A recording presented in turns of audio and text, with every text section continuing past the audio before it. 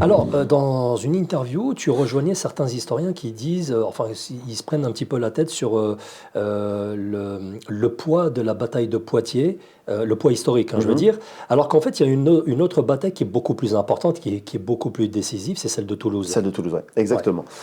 Celle de Toulouse, déjà, elle précède celle de Poitiers, déjà de Oui, 11 oui, ans, oui, oui. 721, et c'est vraiment cette bataille avec, donc, entre le pouvoir musulman de Narbonne, tout juste installé, et les forces des Aquitains emmenées par Eudes d'Aquitaine. Et cette bataille-là, elle arrête vraiment la poussée un peu irrésistible, hein, en l'espace de... donc les musulmans traversent le détroit qui prendra le nom de Tariq ibn Ziyad, hein, Jabal Tarak. le détroit de Gibraltar, en 711. Mhm. 10 ans après, il y a la bataille de Poitiers. Donc, c'est-à-dire qu'il y a une avancée irrésistible et que c'est vraiment cette bataille-là qui s'arrête. Et au moment de la bataille de Poitiers,